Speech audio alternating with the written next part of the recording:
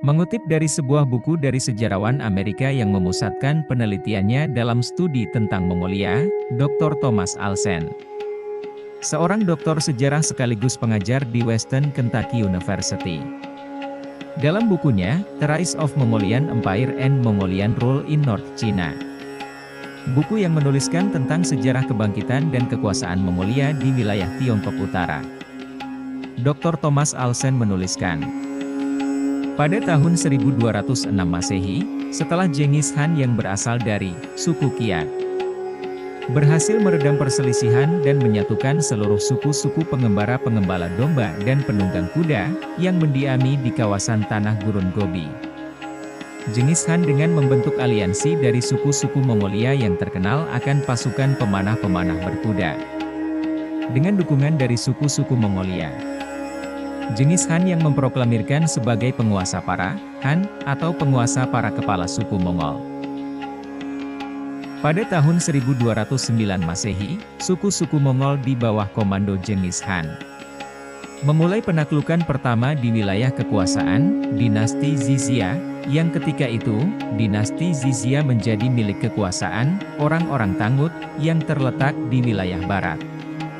Setelah takluknya dinasti Xixia oleh pasukan Mongol, wilayah Xixia tunduk dan menyatakan bergabung dengan pasukan Mongol di bawah kekuasaan Genghis Khan. 2 tahun setelah penaklukan dinasti Xixia di wilayah barat, pada tahun 1211 Masehi, suku-suku Mongolia yang telah bergabung dengan pasukan dari Kaisar Xixia kembali melakukan penaklukan lanjutan di wilayah utara. Yang ketika itu, wilayah utara menjadi kekuasaan dinasti Jurchen, kekuasaan milik dari suku Manchuria. Maka terjadilah pertempuran Yehuling yang terjadi di Bukit Kalgan. Aliansi gabungan pasukan Mongol yang berjumlah 90.000, yang terdiri dari pasukan pemanah berkuda dan kavaleri pasukan pedang dan tombak, melawan kekuatan pasukan dinasti Jurchen yang berjumlah 800.000 infanteri dan 150.000 kavaleri. Pasukan Kekaisaran Jurchen yang sebagian besar bertahan di tembok besar Cina berhasil dihancurkan oleh pasukan panah berkuda Mongolia. Pertempuran berakhir dengan kemenangan pasukan Mongol dengan terbunuhnya Kaisar Wan Yang Yongji. Dengan takluknya Kekaisaran Jurchen oleh tentara Mongol, wilayah kekuasaan dan bala pasukan dinasti Jurchen diserap menjadi bagian dari Kekaisaran Mongol. Setelah berhasil menaklukkan wilayah-wilayah terdekat, Genghis Khan kemudian memulai invasi ke wilayah perbatasan barat. 8 tahun setelah penaklukan Jurchen, Genghis Khan mengirim dutanya untuk menyampaikan ketundukan dinasti Khawarizmi yang berada di wilayah Turkistan untuk tunduk kepada Kekaisaran Mongolia. Namun duta-duta yang dikirim Genghis Khan untuk menghadap Raja Muhammad II sang penguasa Khawarizmi berakhir dengan tindakan Raja Muhammad II mengeksekusi duta Mongol. Atas tindakan penguasa dinasti Khawarizmi, menyebabkan penyerangan besar-besaran pasukan Mongol ke wilayah Turkistan. Pada tahun 1219 Masehi, dengan pasukan berjumlah 200.000 tentara, yang dilengkapi pasukan panah berkuda, dan penggunaan bubuk mesiu, Genghis Khan memulai invasi ke wilayah Turkistan. Genghis Khan memulai invasi ke dinasti Khawarizmi di wilayah Turkistan yang dimulai pada tahun 1219 Masehi. Invasi yang dilakukan selama hampir 2 tahun, pasukan Mongol berhasil merebut kota-kota berbenteng Bukhara, Samarkand, Gurgan dan Khorasan. Dan pada tahun 1221 Masehi, pasukan Mongol telah berhasil menduduki seluruh wilayah Khawarizmi di Turkistan, dengan menelan korban hampir 2 juta jiwa disertai pembakaran kota-kota selama penaklukan 2 tahun lamanya. Setelah kejayaannya membentuk Kekaisaran Mongol dengan wilayah taklukannya yang sangat luas, pada tahun 1227 Masehi, Genghis Khan di usianya yang ke-65 tahun, meninggal. Setelah kematian Genghis Khan, pertahanan Mongol dan perluasan wilayah dilanjutkan oleh putranya, Ogedei Han. Di bawah kepemimpinan Ogedei Han, ekspansionis wilayah Mongol terus berlanjut. Penaklukan-penaklukan Mongol terjadi hingga ke kawasan Persia dan ke kawasan Laut Hitam, Armenia. 7 tahun setelah kepemimpinan Ogedei Han. Pada tahun 1235 Masehi, Ogedei Han mengutus keponakannya, Batohan, untuk melanjutkan perluasan wilayah ke kawasan Kekaisaran, Kievan Rus, Eropa. Penyerangan ke Eropa yang berlangsung selama 4 tahun lamanya. Pasukan Mongol di bawah komando Batohan telah merebut kawasan-kawasan Eropa Tengah, yang dimulai dari kawasan pegunungan Karpatia, Polandia, hingga ke wilayah barat di kawasan Sungai March, Bulgaria. Setelah kepemimpinannya selama 12 tahun dan memprakarsai penaklukan ke kawasan-kawasan Eropa, pada tahun 1241 Ogedei Han meninggal, dan kepemimpinan Mongolia dilanjutkan putranya yang bernama Gayuk Han. Gayuk Han terus melanjutkan penaklukan-penaklukan Mongol dan melanjutkan invasinya yang diarahkan ke kawasan utara. Di bawah kepemimpinan Gayuk Han, dinasti Song dan Kekaisaran Goryeo, Korea, ditundukkan untuk dijadikan kamp-kamp militer Kekaisaran Mongolia. Kamp-kamp militer yang dibangun Kekaisaran Mongolia di bekas wilayah dinasti Song dan Kaisar Goryeo, Korea, bertujuan untuk memulai penaklukan yang akan diarahkan ke wilayah-wilayah kerajaan-kerajaan yang berada di kawasan timur Laut Cina. Namun ketika persiapan kampanye militer Kekaisaran Mongol untuk menginvasi ke kawasan timur Laut Cina, pada tahun 1248 Masehi, Gayuk Han meninggal dan terjadinya perebutan kekuasaan sebagai Han Agung antara putra-putra Genghis Han. Perebutan antara keturunan Genghis Han sebagai Han Agung yang sempat mengguncang kepemimpinan pusat Mongolia.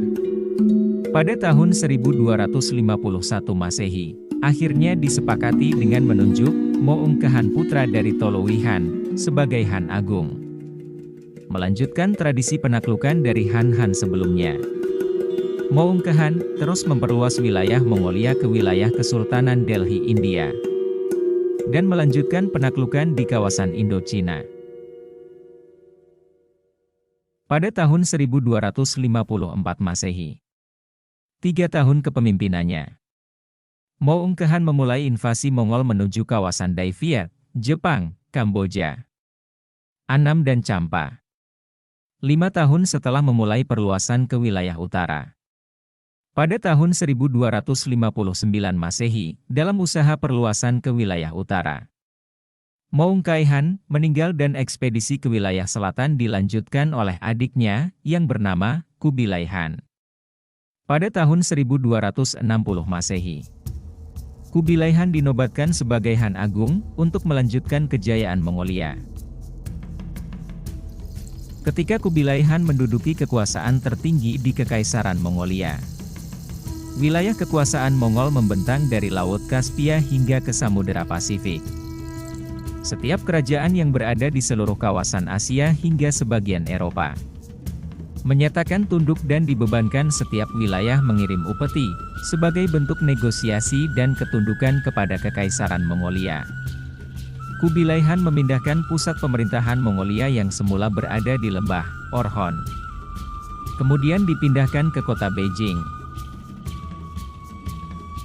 Rencana invasi ke kawasan-kawasan Indochina yang pernah dibentuk Moung Kehan kemudian dilanjutkan oleh Kubilai Han.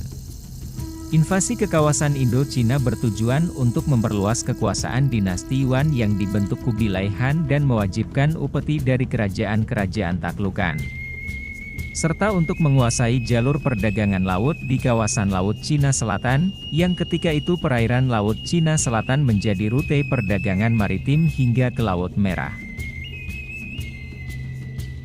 Pada tahun 1273 setelah Kubilai Han menaklukkan penuh kerajaan Korea, pada tahun 1274 Masehi, pasukan Mongol kemudian diarahkan ke wilayah Jepang. Semula Kubilai Han mengirim duta, Xiao Lianghi, untuk berdiplomasi kepada Shogun Hojo Tokimune. Diplomasi itu bertujuan untuk menarik upeti dari Jepang sebagai bentuk ketundukan Jepang kepada Kekaisaran Yuan, Mongolia.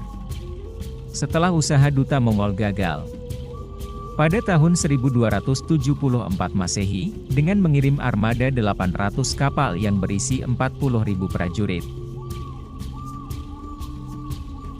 dengan mengutus jenderal yang bernama Hong Dugu dan Jenderal Liu Feng, pasukan Mongol menyerbu dan berhasil membakar kota-kota dan kuil di provinsi-provinsi Jepang, dan menduduki distrik-distrik penting. Setelah menduduki wilayah Jepang selama 7 tahun lamanya, pasukan Mongol yang terus mendapatkan perlawanan dari rakyat Jepang dan adanya topan badai yang melanda kamp-kamp militer Mongolia. Pada tahun 1281 Masehi, pasukan Mongol memutuskan menarik pasukannya dari Jepang. Dalam misi menghegemoni kerajaan-kerajaan di wilayah perairan Laut Cina Selatan dan menguasai jalur rempah, Kubilai Han mengirimkan duta-duta kerajaan untuk menemui penguasa-penguasa kerajaan di pulau-pulau Laut Selatan. Duta-duta dari Kubilai Han ditugaskan untuk menyampaikan surat tentang pengakuan Kubilai Han sebagai penguasa dunia, dan kewajiban setiap kerajaan untuk membayar upeti kepada dinasti Yuan yang berpusat di Hanbalik, Beijing pada setiap tahunnya. Pada tahun 1283 Masehi, setelah pengiriman duta kepada Raja Naratihapate, penguasa Burma, penolakan terjadi dan berakhir dengan invasi besar-besaran pasukan Mongol yang dikirimkan Kubilai Han yang berjumlah 10.000 prajurit untuk menyerang dan merebut wilayah Burma.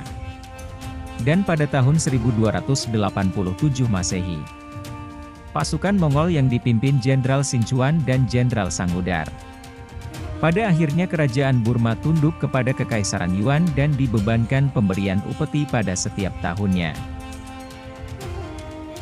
Kemudian penaklukan berlanjut ke wilayah kerajaan Champa, yang pada saat itu wilayah kerajaan Champa di bawah kepemimpinan Sri Indrawarman yang kelima. Pasukan Mongol yang berjumlah 100.000 tentara yang dipimpin Jenderal Uryang Hadai berhasil menaklukkan ibu kota Vidyapura dan memaksa Raja Indrawarman untuk tunduk dan mengirimkan upeti kerajaan Champa kepada dinasti Yuan.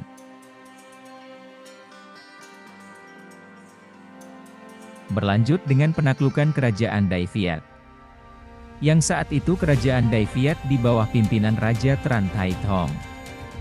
Jenderal Aju berhasil menaklukkan Dai Viet dan memadamkan perlawanan prajurit Dai Viet dan memaksa Raja Tran Thai Thong untuk mengakui Kubilai Han sebagai raja penguasa dunia dan wilayah Dai Viet dijadikan pangkalan militer pasukan Mongol.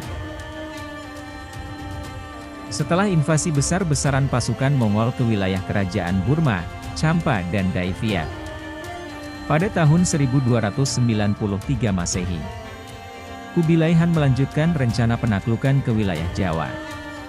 Yang ketika itu, wilayah Jawa adalah penguasa perdagangan rempah di Selat Malaka, dan menjadi bagian kekuasaan kerajaan Singasari di bawah kekuasaan Sri Maharaja Kertanagara. Pada tahun 1293 Masehi, Kubilai Han dengan kemarahan besar mengirim armada laut yang berjumlah 500 kapal, dengan bala pasukan 20.000 prajurit yang dilengkapi kuda, panah refleks, roket ketapel dan meriam. Pasukan itu dipimpin Jenderal Si Bei, Jenderal Ikemese dan Panglima Gao Xing. Penyerangan pasukan armada Mongol bergerak dari Guangzhou kemudian menyusuri Laut Dai Viet dan Champa hingga mendarat di Pelabuhan Tuban, Jawa. Akan tetapi, ketika hendak menaklukkan kerajaan Singasari dan menghukum Sri Maharaja Kertanagara, di wilayah Jawa, telah lama terjadi pergolakan politik di wilayah kerajaan Singasari atas pemberontakan dan terbunuhnya Sri Maharaja Kertanagara. Juga, kerajaan Singasari telah digulingkan oleh kerajaan Gelang-Gelang. Pasukan Mongol dengan jumlah besar yang telah tiba di Pelabuhan Tuban, dan tidak mengetahui situasi yang sedang terjadi di wilayah Jawa. Keberadaan armada pasukan Mongol yang telah mendarat di Pelabuhan Tuban Kemudian dimanfaatkan oleh Naraya Sang Rama Wijaya yang merupakan menantu dari Sri Maharaja Kertanagara, untuk bergabung dan mengambil alih kembali kerajaan Singasari yang telah dikuasai kerajaan Gelanggelang.